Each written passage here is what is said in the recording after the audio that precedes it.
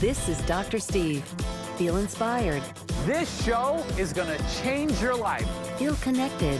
Feel better. Feel better is not just a slogan for the show. It's actually a challenge, a mission, and a promise from me to you to help you live a healthier life. This is Dr. Steve. Women who have pain during sex and also have varicose veins in their legs may be surprised to know that the two are often related. Well, joining me now is Dr. David Greuner. He's a cardiovascular surgeon. David, welcome back to the show. Thank you, Dr. Steve. So explain this to me, how these two conditions fit together for people at home.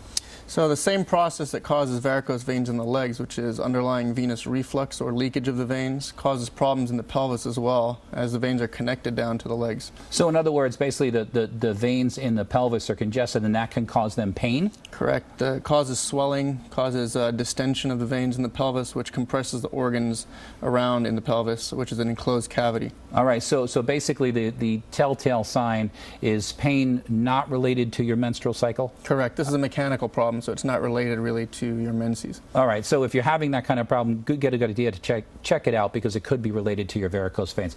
All right, so let's talk about how this is treated and how this procedure is done. We have this animation. Explain this to us. Okay, so as you can see, it's zooming in on the pelvic organs, and these veins that are flashing red are the inflamed veins, which are typically around the ovaries and fallopian tubes. Often these are associated with varicosities and bulging veins down lower in the pelvis or vulvar area.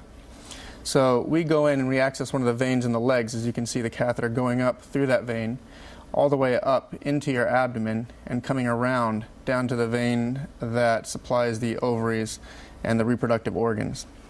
We find the vein that is leaking too much. We deploy this occlusive material into it. It's similar to a glue.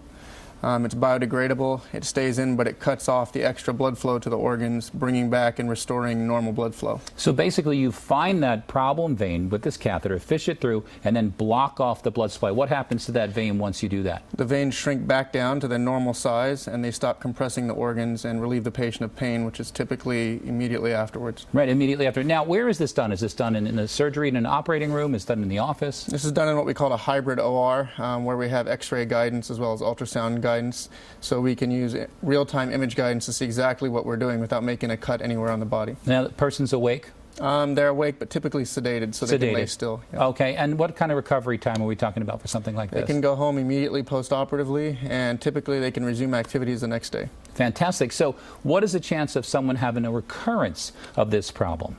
It's quite low, and if adequately treated, it should be less than 5% recurrence, and it should happen slowly. Slowly, so over time, because some other veins might become congested or cause problems? Correct. All blood vessel beds have what's called collateral flow, or other ways for blood to get around, but typically if it's addressed completely and entirely, it's very low recurrence. All right, Dr. David Greuner, thanks so much for coming. It's great information. Thank you so much.